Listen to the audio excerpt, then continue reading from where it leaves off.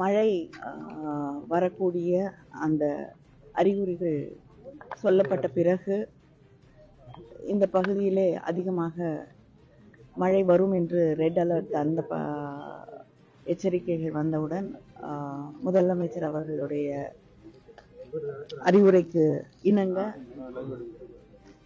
இங்க இருக்கக்கூடிய அதிகாரிகள், அமைச்சர்கள், சட்டமன்ற உறுப்பினர்கள் எல்லோரும் முன்னெச்சரிக்கை நடவடிக்கைகளை எடுத்து இன்று மிகப்பெரிய பாதிப்புகள் எந்த அளவுக்கும் இல்லாதபடி நடவடிக்கைகள் எடுக்கப்பட்டிருக்கு.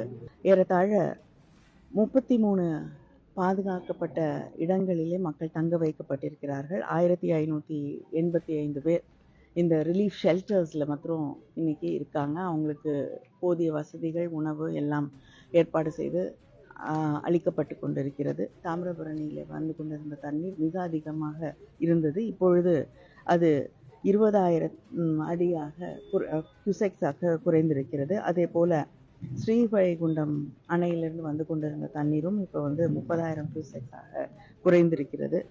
அதுபோல கோரம்பள்ளம் டேங்க்ல தண்ணி அதிகமாக வரக்கூடிய நிலை ஏற்பட்டதும் அது ஒரு பாதுகாப்பான அளவோடு நிறுத்தப்பட்டு அங்கிருந்து கிட்டத்தட்ட 19,000 கியூசெக்ஸ் தண்ணீர் திறந்து விடப்பட்டு கோரம்பள்ளம்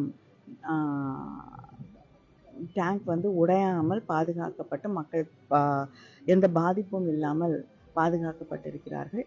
மற்ற இடங்களிலே மிகப்பெரிய பாதிப்புகள் எதுவும் இல்லை என்று சொல்லக்கூடிய அளவிலே இந்த மழையை எதிர்கொண்டிருக்கிறோம்.